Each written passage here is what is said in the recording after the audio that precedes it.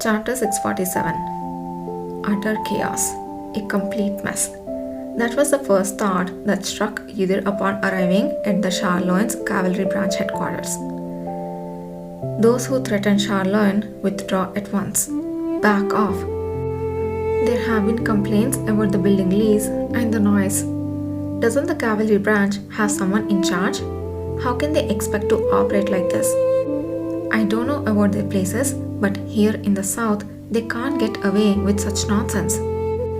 People from every walk of life had gathered, crowding the front of the branch building, creating the tumultuous scene. It was evident at a glance, mages from various parts of the south, local residents, and frustrated administrators all converged into a chaotic mix. It was so crowded that the awakeners who had come to take the test under normal circumstances were nowhere to be seen. I knew there was a significant opposition, but this is worse than I expected. The members inside the branch must have had a tough time holding out. It seems noisier now when we first started building the main headquarters of the cavalry on the Imperial Knights' territory. While Udir quietly assessed the situation, Kishir, with his arms crossed, looked at the protesting crowd with a smile and spoke. It feels like our cavalry has really grown, doesn't it? Quite overwhelming indeed. Is that so? Of course. In fact, facing the scene now seems overdue. In the east, they had already established a base in the territory of Saklis, whom they already knew. So, although there was some resentment from neighboring territories, they hadn't faced direct opposition. In the west, they had preemptively laid the groundwork in Tenu. So, there was no one to oppose the construction of the branch there. However, the south was different. It was a completely new area where direct opposition was inevitable. Only upon seeing the genuinely intrigued expression on the man's face did Udir's furrowed brows relax. Udir? It is Udir, right? At that moment, a voice filled with joy pierced through the noisy crowd. A burly man resembling a bear wearing a snug uniform with a long hood rushed over with a laughing face. Kurga. He was one of the members who had shared a room with Udir when they first joined the cavalry. Although he wasn't as close to Udir as Gakane or Kana, it wasn't accurate to say they had no friendship at all. Kurga, who had been more distant than others in the past, now approached Udir with a friendly face, vigorously patting his shoulder and sharing a hearty embrace. We have all been waiting for you for a long time. It was a long wait. We did receive a letter from the commander saying it would be slightly delayed, but still. Oh, by the way, where is the commander? He's right here. Ah. Startled by the sudden voice from behind, Kurga almost fell backward but managed to regain his balance. Weren't you supposed to come in disguise? What's with this appearance? I just used a magic tool. No need to be so surprised. I see. That's one way to do it. Other members of the branch, who had initially been startled by Kishir's magically altered appearance, reacted in various ways. But Kurga's reaction was uniquely slow. He was always a beat behind the other members, even when we were in the capital. However, Kurga's strength lay in his bear-like, solid and slow demeanor. He was, to put it nicely, steadfast, or to put it bluntly, indifferent to the point of ignoring insults. He possessed a personality that was rarely swayed by external influences. Due to this, Udir had entrusted Kurga with the temporary leadership of the southern branch, believing in this very trait of his character. It seems that my choice was indeed a good one. Even amidst the protesters surrounding them, Kurga showed no change in expression. Neither the insults nor the noise seemed to penetrate his ears or eyes. He was truly the ideal choice to be stationed in the region where the most opposition was anticipated. Has this protest been ongoing since the branch was established? Yes, but it's only recently that the number of people has increased so much. We followed the commander's orders to ignore such noises and just continued with our recruitment efforts, which only led to more people joining the protest day by day. When Kishir first received reports of severe opposition to the construction of the branch in the south, he instructed the members there to show no reaction other than what was outlined in the official response manual sent from the headquarters. And Kurga, along with the other members dispatched to the south, followed these orders impeccably.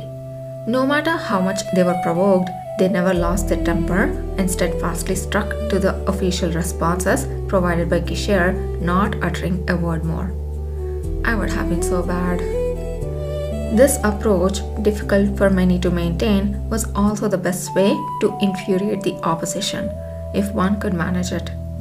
And the result of that is the chaos we see today. Now Yudhir understood why the protesters were particularly enraged, their eyes bloodshot with anger. Who could have imagined that they, who looked down on these mere commoners, would be so blatantly ignored? You have done well. You held on until we arrived. Oh, it wasn't difficult. Some of the others said they were getting tired, but I was fine.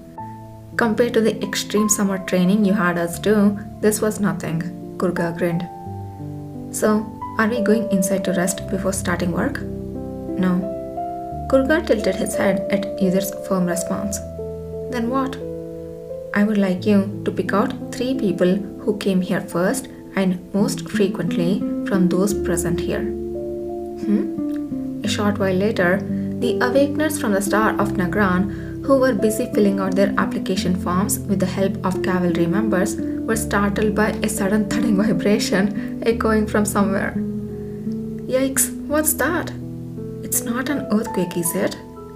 Look over there, the door is opening. Someone exclaimed in a remarkably bright voice.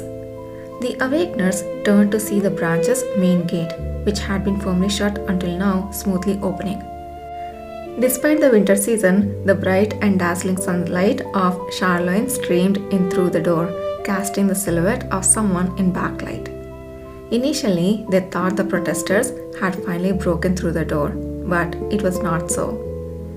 A man with dark hair, seemingly untouched by the bright sunlight, stepped into the branch with a calm yet unwavering stride. The applicants, unable to discern his identity due to his plain black traveler's clothes instead of a uniform, were puzzled. However, the existing members of the branch recognized him immediately. Wow, he's finally here! Now we can finally be relieved. Several members of the branch rushed towards the man, cheering. The member helping with the applications also quickly wore a relieved and confident smile. What? Who is that person? As the bewildered awakeners from the Star of Nagran muttered among themselves, others followed the man with black hair into the building. 2 of them were tall, but their features were oddly indistinct and hard to recognize. However, the individuals who entered after the black-haired man invited them in with, "Please come in," were distinctly different. The very people who had been fervently protesting outside just moments ago now entered the branch, their faces ashen and dragging their feet. As they glanced at the man with the black hair, their expressions were a mix of fear and anger almost blended together. No, you cannot rob us a petty fight. I'm pretty sure Yudhir doesn't even have to lift a freaking finger. But those people, come on, I really wanted to see that. Now that we are in a place more suitable for a proper discussion, shall we continue our earlier conversation? The man with black hair spoke, his voice steady, slow and cold, addressing the protesters. Their faces contorted in dismay, but they did not voice any opposition to the man. What in the world is going on? The awakeners from the Star of Nagran, mouths agape, only then noticed that the noise of the protest outside had abruptly ceased, despite the presence of people still lingering around. How could it have become so quiet? Who exactly was this person? Amidst the rising questions, Dagon, the de facto leader of the group who had brought them this far, gathered his courage and spoke to the cavalry member handling the registrations. Excuse me, who is that person? Could he be the cavalry commander? We came from a region near the desert in the south, so... Though he added more than necessary, perhaps out of fear of appearing suspicious, fortunately, the cavalry member didn't seem to mind and chuckled. No, I see. The applicants wouldn't know. that person is the desert?